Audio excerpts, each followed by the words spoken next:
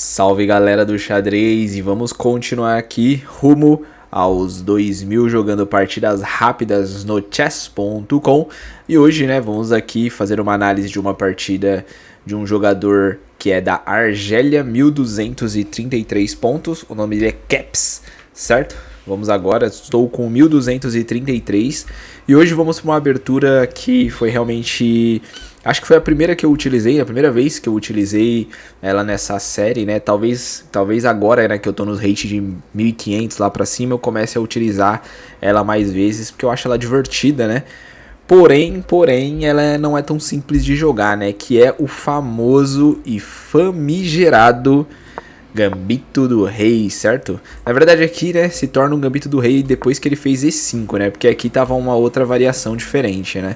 Bom, basicamente ele fez E5, transformando na Gambito do Rei aqui, posicional, né? Que é uma abertura que muita gente gosta de usar. Eu particularmente gosto de utilizar para me divertir. Eu acho que essa é uma abertura bem legalzinha para você brincar com as peças brancas, né? Mas, sendo bem sincero sobre a Gambito do Rei, eu acho que ela não é uma abertura super poderosa. Eu acho que ela é bem forte, bem chatinha de enfrentar também quando você tá de peças negras. Mas eu acho que ela é mais pra você se divertir mesmo, pra você brincar, pra você tá num rate um pouquinho menor, sei lá, faz um Gambito do Rei, tá ligado? Não acho que seja pra você levar a sério pra subir de rating, sabe? Eu acho que é mais pra você apenas jogar por diversão. Aí pode ser que eu até esteja errado, mas pelo que eu vi dessa abertura, né, jogando ela algumas vezes nas minhas outras contas, eu senti um pouco isso. Certo? Tá, beleza. Cavalo F3. Agora ele joga peãozinho capturando o peão de F4, né? Que é... basicamente, muitos jogadores têm que tomar aqui, né? Então é um chamado Gambito do Rei aceita, né? Porque ele poderia muito bem não ter aceitado a tomada aqui. Ele poderia ter deixado dessa forma. Então se ele jogasse aqui, mudaria o nome. Seria Gambito do Rei. Continuaria Gambito do Rei, mas ele não tomou. Significa que seria um Gambito recusado, né? No caso. Mas beleza, aqui ele tomou. Tudo certo. E aqui eu faço... Bispo C4, que é o melhor lance dessa posição. Deixa eu ver se esse aqui é o melhor lance da posição.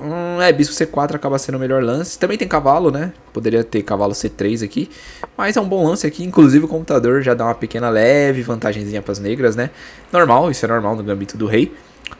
Beleza, aqui, peãozinho, bispo, né, em E7. E agora pequeno roque feito. E o jogador agora joga cavalo F6. Olha só que legal, né?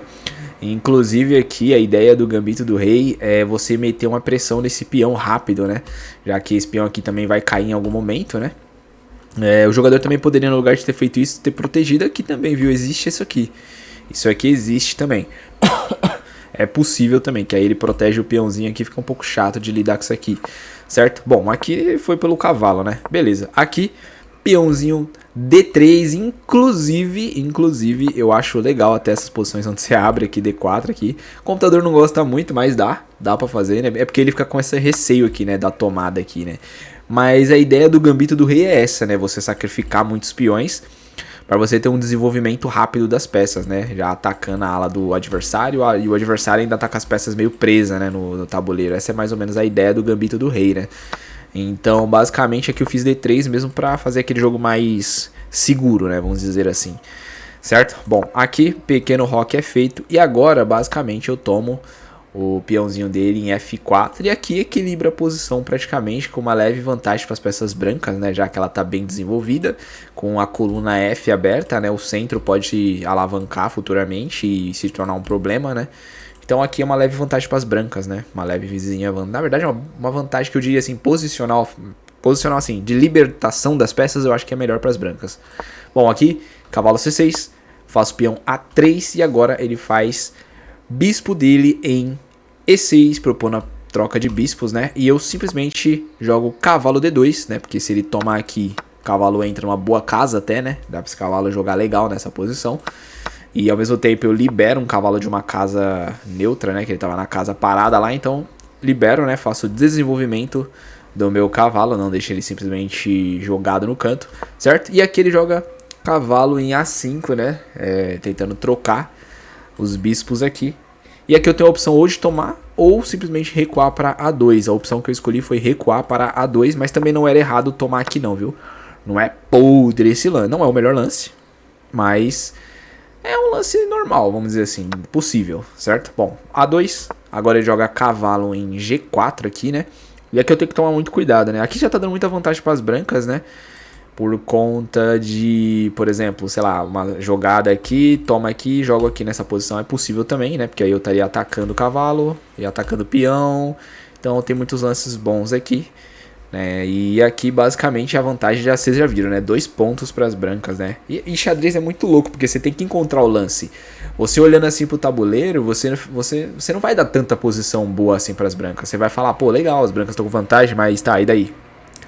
E é isso que é o louco do xadrez, né? Tipo, tem que achar o lance. E às vezes o lance é bem difícil de achar, às vezes não é tão simples assim. Aqui parece tranquilo pra achar, mas num dado momento, quando você vai subindo de rating, né? A cada momento que você vai lá, 1500, 1600, 1700, 1800, 1900, 2000, 2100, 2200... Cara, fica muito mais difícil de você encontrar essas pequenas vantagens, porque o tático, o nível de jogo ali aumenta muito, então é mais complexo o jogo, fica bem mais difícil, bem mais sólido o jogo, sabe? Mas beleza, bom, aqui eu tomo o bispo, né, bispo captura E6, né, troca de bispos, ele vem com o peão, e basicamente o lance, né, que é aquele que eu falei pra vocês, que é cavalo D4 aqui, fazendo descoberta no cavalo dele, né? Inclusive aqui a ideia do cavalo dele é entrar aqui pra dar o duplo, né? Porém, meu bispo protege a posição toda, né? Então ele não consegue dar o duplo com o cavalo, certo? Bom, qual que é o problema dessa posição aqui? O problema dessa posição pra ele é que o cavalo tomou descoberta, então eu tô atacando o cavalo dele. E, por exemplo, se ele proteger aqui, ele tá levando um duplo, tá vendo? Nessa posição aqui. Então, como é que o jogador protege o cavalo e ao mesmo tempo protege o duplo? Não tem como, entendeu? Ele vai levar esse duplo. E é isso que é bizarro. E aí o nosso jogador, ele tentou, né? Ele falou assim, não, eu vou conseguir. E aí ele fez um lance que eu já tinha calculado, que é o lance de peãozinho E5, dando duplo nas minhas peças. Porém não faz diferença, porque aqui basicamente eu ainda vou dar o duplo com o cavalo, né? É basicamente isso. Então ele leva duplo, ele não pode tomar meu bispo, porque senão cai a dama. Então basicamente ele tira a dama e agora eu tomo a torre dele novamente. Não pode tomar meu bispo aqui, porque senão cai a dama inteira dele aqui, né? Então ele não pode, ele tem que tomar meu cavalo aqui embaixo, então ele toma meu cavalo com a torre, e aqui basicamente eu tiro meu bispo, e detalhe, você deve estar se perguntando, nossa, você levou duplo, você é otário também, você levou duplo aqui, sim, levei, ó, se liga, levei duplo aqui do cavalo dele em E3, porém aqui o tático que eu já tinha encontrado, olha só que recurso legal aquilo que eu falo pra vocês, né, como tático e cálculo concreto, né, muito importante, eu já tinha calculado que eu ia dar cheque aqui embaixo, né. E assim, quando ele fizesse o lance de tomar minha torre lá embaixo, eu simplesmente protegeria o peãozinho do canto. Então já tinha até o cálculo do peãozinho de C2 aqui, calculadinho, estrutural aqui, bonitinho, entendeu? Pra mostrar pra vocês como um cálculo concreto é importante no xadrez. Deixa eu voltar aqui pra vocês verem. Então, basicamente, aqui eu já tinha calculado tudo isso. Eu sei, é bizarro, eu sei. Olhando assim, parece mó loucura, né? Eu falo assim, nossa, você calculou tudo, inclusive a torre tomando lá embaixo, sim. Inclusive o peãozinho C2, sim. Por incrível que pareça. E foi tudo calculado em 2 minutos, deixa eu ver aqui. 2 minutos, coloca 2 minutos. Calculei em 2 minutos. Aí você tá se perguntando, pô, mas como é que você calcula, cara? Primeiro, costume, né? Aquilo que eu falo pra vocês o xadrez é uma linguagem. Deixar bem claro pra vocês. O xadrez é uma linguagem. Vou dar um exemplo. Se você pegar um quebra-cabeça agora pra você fazer, você vai passar fome. Você vai sofrer pra terminar o quebra-cabeça. Só que se você fizer quebra-cabeça todo santo dia, vai chegar uma hora que o seu cérebro vai estar tão acostumado que vai se tornar fácil. E você vai fazer mais rápido, certo? Com menos tempo possível. É só costume, entendeu? É costume. Por exemplo, os grandes mestres de xadrez. Os grandes mestres de xadrez, eles... Vocês já repararam que eles fazem um cálculo rápido da posição? Eles batem o olho, eu já entendi o que aconteceu. Às vezes é tipo 10 lances à frente, os caras já entenderam só de bater o olho. Por quê? Porque os caras, eles estudam todo dia, eles treinam xadrez todo dia, eles jogam num alto nível todo dia. Então eles forçam a mente deles a ter essa velocidade, né, de cálculo, de tática, de estruturas dos peões, estruturas dos bispos, cavalos. Então eles já têm praticamente na cabeça deles muitos táticos, assim, muito rápido, sabe? E é costume, entendeu? E o cálculo concreto, ele é uma coisa que, pra mim, sendo bem sincero pra vocês, demorei um pouquinho, mano, pra pegar o cálculo concreto. O que eu levei 2 minutos pra calcular toda essa posição, antigamente, vai, 2 anos atrás eu levaria 8 minutos pra calcular, 7 minutos. Tanto que nessa época aí eu perdia muitas partidas no tempo. Muitas vezes. Ganhar, tava bem no tabuleiro, podia perder, mas eu tava bem no tabuleiro, tá ligado? Eu ficava tipo 8 minutos pensando ali nos lances. Aí quando eu encontrava, eu falei, achei, todo felizão, aí eu fazia o lance, tá ligado? E era o melhor lance da posição. Porém, eu demorava demais, né, pra conseguir raciocinar rápido. E é esse lance do xadrez, né, do raciocínio veloz. Então, como é que eu faço isso, né? Hoje, cada um vai ter seu jeito, né, pra conseguir pegar essa velocidade, né? Então, basicamente assim, por exemplo, aqui eu já sabia que tinha algum tático nessa posição. Por quê? Quando eu tomasse aqui, o cavalo aqui, tirando esse cavalo, ele já ficaria exposto aqui a posição, tá vendo? Já ficaria um cavalo esquisito, né? Porque quando eu tomasse com o bispo, ele viria com o peão, então o cavalo ficaria sem posição nenhuma. Porém, nessa posição a gente tem um bispo solto. Então o cálculo é o seguinte, certo? Beleza. Tomei, peão abriu. Peão tá atacando meu bispo solto também, que meu bispo também ficou aleatório ali. Eu tenho que tomar cuidado que defender ele. Porém, eu tenho que dar um jeito de defender esse bispo ao mesmo tempo atacar o cavalo dele aqui, certo? Qual que é o melhor lance? Cavalo tirando em D4 aqui, dando descoberta no cavalo dele, atacando o cavalo dele, atacando o peãozinho, dando duplo, certo? E ao mesmo tempo eu consigo proteger meu bispo com a torre, certo? Porém, nesse exato momento você tem que ter o cálculo do seguinte, tá? Beleza. Aí, agora que vem a ideia pra vocês. Nesse momento, você tem que ter o tabuleiro na tua cabeça. Basicamente, isso. Você tem que ter o tabuleiro na sua mente. Então, nesse exato momento, o tabuleiro na minha cabeça tava de que forma? Naquela hora que eu tava jogando. Tava com o cavalo aqui, peãozinho aqui, os bispos trocados, meu bispo protegido e minha dama atacando o cavalo dele. Como que ele defende meu duplo? Porque agora é a vez dele jogar. Quando eu tiro meu cavalo aqui, é a vez dele jogar. Aí, na minha cabeça, eu tô pensando o que ele vai fazer. Assim, não, tá, como é que ele vai proteger esse duplo? Aí eu começo a analisar o tabuleiro na minha cabeça, em quais movimentos ele pode fazer pra proteger o duplo. E ali eu vejo que não tem como proteger. Mesmo que ele suba peão, que ele vai dar o duplo, não importa, eu vou atacar a posição. Se ele tirar cavalo, eu vou dar duplo. Se ele proteger com o peão, eu vou dar duplo. Certo? Se ele subir peão, eu vou dar duplo. Se ele tirar a torre, por exemplo, sei lá, ele tira a dama dele, sei lá, pra cá pra proteger peão. Não importa, eu vou capturar o cavalo inteiro. Então, eu sempre penso nos lances que ele pode fazer ali na posição, entendeu? Pra mim ver qual que é... Possivelmente eu possa me ferrar ou possivelmente ele possa escapar do meu ataque. Certo? Beleza. Tendo o tabuleiro ali na minha mente, eu percebo que não tem como defender o cavalo, não tem como defender o duplo, tem como defender o duplo, porém vai perder o cavalo, certo? Então aqui eu faço o cálculo concreto de todos os possíveis lances de defesa pro nosso adversário aqui, basicamente. E aí eu encontro todos os lances e possivelmente já analiso o que? Analiso o meu cavalo aqui, dando o duplo, pegando a torre dele lá embaixo, lá, certo? E possivelmente, né, eu já também estou analisando aqui a retirada do meu bispo nessa posição, porque eu sei que meu bispo, primeiro, não pode jogar aqui, primeiro, também não pode jogar nessa casa, e ele também não pode voltar porque o cavalo toma, né? O cavalo dele toma. Então, além de eu estar alerta com o duplo que eu posso causar nele, eu também estou alerta com o duplo que ele pode causar em mim. Entendeu? Então, isso são tudo cálculo concreto. Então, basicamente, eu já tinha na minha cabeça o seguinte: cavalo saiu, bispo sai, se ele der duplo, eu troco as torres. Ponto. Entendeu? Então, tudo isso em 2 minutos. Tudo isso em 2 minutos, rapidamente. Entendeu? Então, tipo, eu analiso, penso, beleza, tomo, peão toma, cavalo toma, pom. Sei lá, bispo tá protegido pela torre, posso dar o duplo, como ele protege? Dama joga lá em D7, cavalo dele tá sendo atacado, pode tentar proteger o peão, não vai proteger o peão, tenta proteger o cavalo, recua o cavalo, leva duplo. Sei lá, se ele tentar dar o duplo com o cavalo dele, eu troco as torres, tenho que proteger o peãozinho de C2, porque se eu jogar minha dama em E2, em E1 aqui, ele vai dar duplo aqui com o cavalo dele. Então, basicamente, você tem que ter o tabuleiro na sua cabeça. Ó, eu vou ser bem justo com vocês, não vou meter o louco.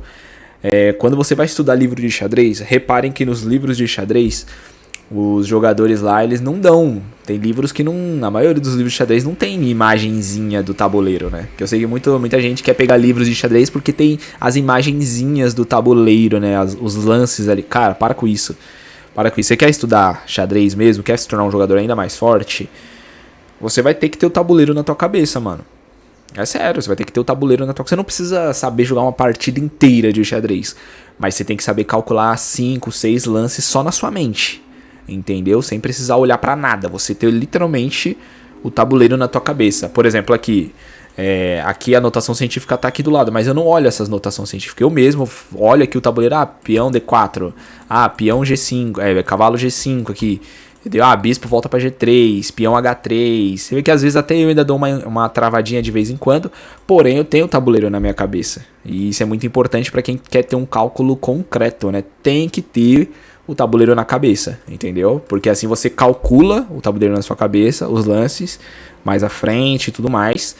E eu sei, no começo vai ser tenso, vai ser chato, vai doer sua cabeça, porque é algo muito difícil, é realmente difícil, não é fácil, tá ligado? É uma memorização muito foda, de entendimento de jogo, de você movimentar as peças na sua cabeça, de você ver os melhores, é difícil, mas é aquilo que eu falei pra vocês, é como se fosse montar um quebra-cabeça todos os dias, entendeu? Chega uma hora que você vai decorar tudo, vai estralar, vai ser bem mais rápido, entendeu? E aí você vai conseguir fazer muito mais fácil do jeito que eu faço aqui, né? Então, basicamente, eu encontrei todos esses lances aqui que vocês estão vendo agora. Em 2 minutos, eu já tava de olho em tudo nisso aqui.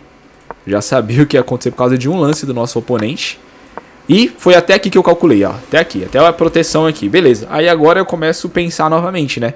Aqui eu já começo a pensar. Obviamente, se vocês reparar aqui, ó. Levei todos esses lances, levei mais ou menos... Ó, olha aqui no tempo. Vocês estão vendo lá? 7 minutos. Aqui, pensei tudo que eu tinha que pensar. 2 minutos. Beleza. Aí é os lances, lógico. Eu dou uma pensadinha de leves, né? Pra ver se tá tudo certinho ainda. Beleza, aqui. Jogo em 5, 6 segundos. Porque eu já tinha calculado tudo. Pá. Pum, protegi. Agora eu vou lá e penso mais um pouco. Como é que eu vou tirar a dama daqui? Como eu vou expulsar o cavalo aí? Aí agora eu prossigo o jogo. Peguei a vantagem, tá tudo certo. Agora eu prossigo o jogo devagarzinho. Basicamente isso. Entendeu? Não é você ter o cálculo concreto até o final da partida. Não. Você precisa só devagarzinho melhorando sua posição. Entendeu? Bom, basicamente aqui jogo o bispo. Agora eu jogo o meu cavalo aqui nesta posição. Pode pegar um peão, pra mim não muda muito, né? Se ele trocar aqui as peças. Cavalo C4, né? Ele toma com o cavalo de A5 e agora peão. E ele defende aqui fazendo, vamos dizer assim, ele cravou, né, a peça dele. Porque ele não pode tirar o cavalo, senão cai o bispo, né? Então esse bispo G5 não foi muito bom, não. Bom, aqui eu jogo o meu bispo em F2 aqui. E agora ele joga a dama G4 ameaçando o mate, viu? Então eu tenho que tomar muito cuidado. Porém aqui, né, eu só tomo o cavalo dele, tá tudo certo. Ele vem com o bispo, ele troca as posições. Basicamente aqui ele já perdeu, então eu vou até jogar rápido pra vocês verem. Aqui eu não quero forçar a troca, eu quero entrar com a dama logo, né? Então basicamente ele joga ali, cheque. Checkmate. É isso, acabou, tranquilo, gambitinho do rei. E ficou longo o vídeo, né? Ficou 17 minutos de vídeo. Mas eu espero que você tenha gostado, entendido bem sobre cálculo concreto, né? Como funciona. E sim, meu amigo, eu sei que é meio chato, às vezes tem que ficar fazendo esses cálculos longos no xadrez. Mas se você quiser subir de rating, cara, de verdade, assim, pegar os 2000 de rating, 1800... eu diria assim, 1800 e pra baixo não precisa tanto. 1800 para baixo você não precisa de um cálculo super concreto do jeito que eu fiz aqui. Não é necessário. Então você pode jogar do jeito que você tá jogando aí, tu vai em algum momento chegar nos 1800 direitinho, dando mais estudadas de leve. Não precisa de um cálculo muito aprofundado do jeito que eu faço aqui, certo? Mas se você quiser subir de rating, 1800 para cima, pegar 1900, pegar 2000, 2100, garanto para vocês, cara. Chegou nos 2000, todos os jogadores ali têm um tabuleiro na cabeça. De verdade, é sério. Todos os jogadores consistentes ali têm tabuleiro na mente deles e o mesmo nível de cálculo que vocês viram aqui, nesse parâmetro. Agora eu vou fazer um questionamento para vocês. Se você achou complexo esse nível de cálculo que eu tenho, imagina um grande mestre. Tá ligado? Pegou a visão? Imagina o cara. Entendeu? A diferença de nível? Bizarro, né? Se você achou complexo isso aqui, esse cálculo que eu fiz, você tem que ver o do grande mestre, dos grandes mestres. Eles sim é bizarro, eles sim são anormais, tá ligado? Eles sim fazem um cálculo insano mesmo, bem mais aprofundado, bem mais perfeito, bem mais insano mesmo, certo? Mas tamo junto aí, agradeço você que acompanha, é nóis, vamos para o próximo vídeo e dá aquele like para fortalecer.